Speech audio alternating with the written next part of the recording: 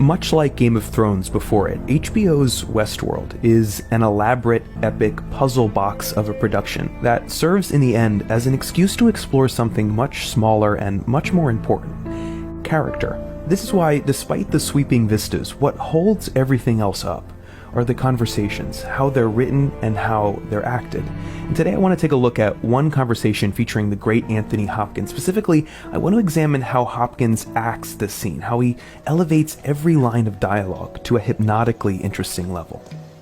You imagine I've gone mad, do you?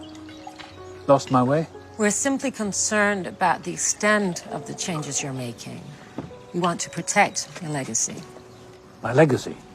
Okay, the background of this scene is that Teresa Cullen, an operations manager of the Westworld theme park, is trying to stop, or at least stall, the creation of Robert Ford, Anthony Hopkins' new storyline for the guests, a storyline that is generally wreaking chaos on things to the point of worrying the park's financiers.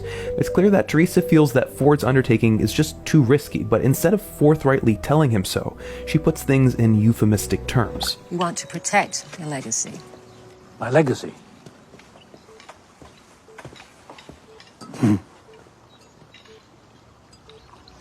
Okay, that pause is fully 7 seconds long, and it is amazing. After reacting in disbelief at such a shameless euphemism, Hopkins, in silence, cycles through a few emotions. First, disbelief. Then, a consideration of the words for a split second at their face value. Maybe he should safeguard his legacy. Maybe he shouldn't be so ambitious at his age. Then, a smile. And this scene will feature several shades of smile. This one is kind as can be in the face of what he considers to be an attack, one that insults his intelligence. As he looks down and chuckles, the smile seems to acquire some suppressed anger. He can only bear to look at her in quick glances as he composes himself. Then he fires back an antagonistic remark. You don't like this place very much, do you? I've seen many of you come and go over the years. And I can tell the ones who enjoy their time here and the ones who don't. What's impressive here is how Hopkins breaks down the dialogue as written. In interviews, Hopkins has described how he reads scripts 200 times or so, to the point where the dialogue is lodged in his brain. Then he steps away, lets it gestate in his mind, and when he arrives on set, he relaxes himself and let the part play through you. By having such a command over the words, Hopkins is able to modulate the tempo of their delivery to get the most out of it. This sentence, for example, is sped through. I've seen many of you come and go over the years. As is the first part of the next sentence, until a pause after who, drawing out the word enjoy, which falls right back into a speedy delivery, almost slipping over the words until the final two, which, coupled with eye contact, slow down to function as an accusation. I've seen many of you come and go over the years, and I can tell the ones who enjoy their time here and the ones who don't. I admire it. The audacity of it. Oh. A small interjection, but see how he opens up like a flower from the hunched position, how he releases a little tension to receive the compliment. A great touch. I came here once as a child with my parents. I think we even sat at this table. When I started working here, I realized this place wasn't something I would enjoy. And then we get a second interjection when his suspicions are confirmed, followed by a hunching again and a deflated neck. Then, from this position, Hopkins launches into his key speech. In the beginning, I imagined things would be perfectly balanced.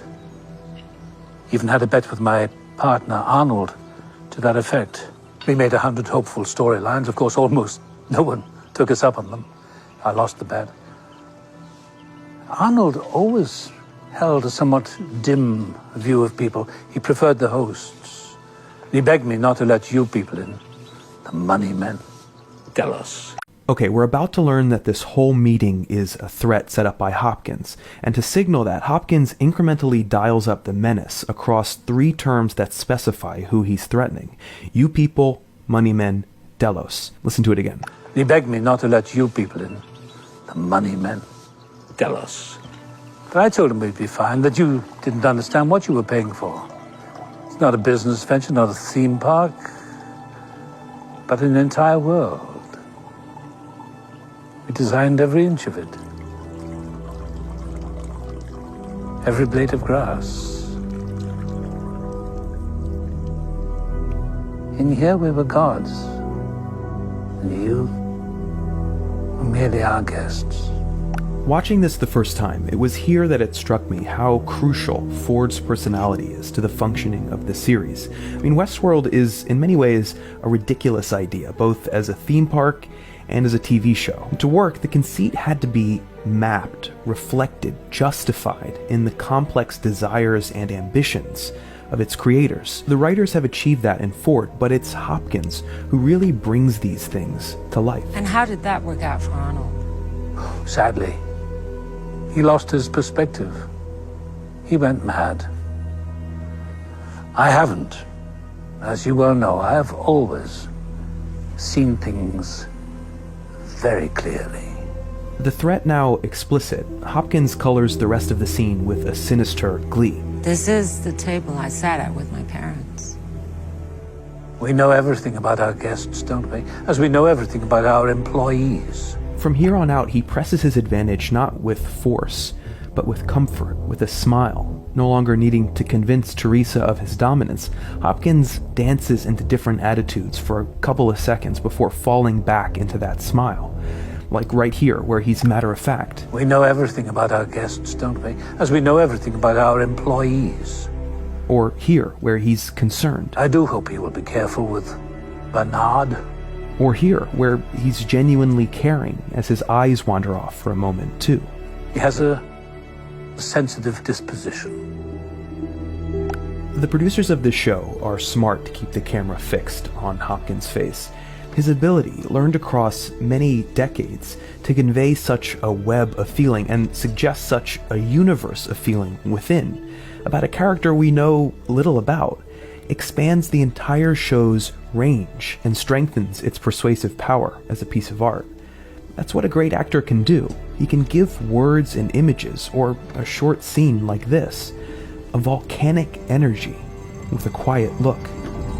In Anthony Hopkins' hands, in his eyes, Westworld isn't just a reflection of its creator's personality.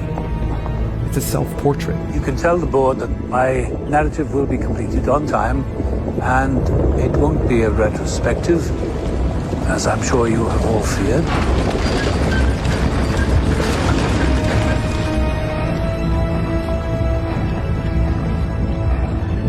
I'm not the sentimental type.